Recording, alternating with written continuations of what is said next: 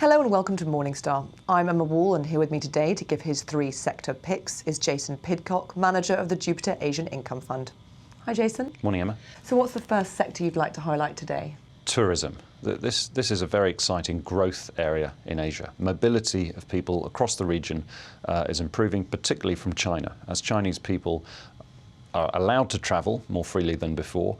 That they're showing willingness, and they have more money, more disposable income, so they're able to travel. Initially, they were going to places like Hong Kong and Macau. It was close. They had an affinity to these city-states, but now they're going further afield to Southeast Asia and actually to Australia. And Chinese tourist growth to Australia over the last year has been very high, sort of running at 20–30% growth levels. And we do think that will continue. So the way to play this sector could be via airports or shopping centres that are well located where tourists go. And I think this is going to be a growth story for many years to come. It's something that, of course, the luxury high-end European retailers have known about for quite some time, the power of the sort of Chinese pound.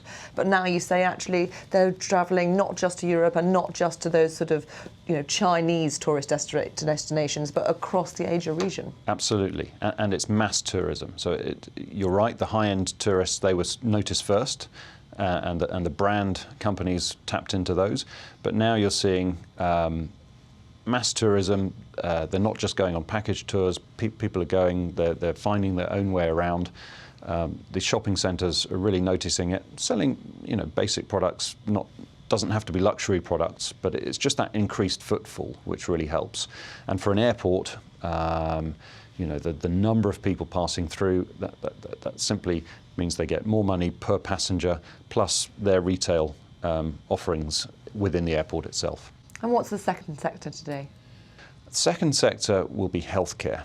Again, domestic consumption across Asia is very, very strong. There's also an element of healthcare tourism as people flock to hospitals in Southeast Asia and elsewhere where the healthcare is very good, and there is a cost advantage to maybe their home countries. So we particularly like the hospital managers as opposed to pharmaceuticals companies or biotech because we think the growth rate is going to be quite steady for a number of these companies. There are high barriers to entry. Patients have to have trust in the hospital, the facilities that they have, the doctors and surgeons that are able to be attracted, the quality of the nurses, etc. But there are some very well managed companies in this sector in Asia now. That sort of investment in the developed world would be grouped under infrastructure, which is sort of low growth but kicking off an income. But you're saying in this part of the world, I presume it's growth as well as income? Definitely growth. Because of demographics, populations, they are growing, but they're also aging. And people are living longer and they have more money. And so they live with diseases for longer, but they have money to be able to treat them. Government provision of healthcare is growing at a slower pace, and the governments are quite happy for the private sector to basically take on this burden, if you like, or the cost. And so when companies invest in hospitals, they often get pretty good utilization of them. And I think this is an area that works better in Asia than many parts of the world, and that's why you get healthcare tourists coming into Asia from elsewhere in the world.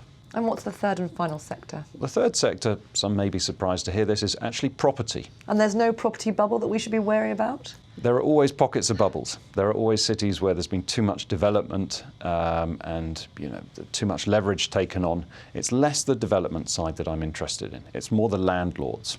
And I am quite wary about property in China, so I'm not going to be investing in Chinese property companies. I think Hong Kong is going to struggle this year. I think if the Hong Kong dollar peg against the US dollar remains, but if there are deflationary forces in that country, then property will take the brunt and probably prices will fall. But elsewhere in the region, there are a lot of real estate investment trusts which now look very good value. The share prices have come off quite a bit over the last couple of years. Really since May 2013, they've been hit hard. Now the dividend yields are very high. They look attractive against local bond yields. And even if you accept they're going to have a low growth, that they're not going to be able to put up rental costs for some time, I think the quality of the assets, the fact that they have low gearing, the fact they have high dividend yields makes them very appealing. Jason, thank you very much. Thank you, Emma. This is Emma Wall for Morningstar. Thank you for watching.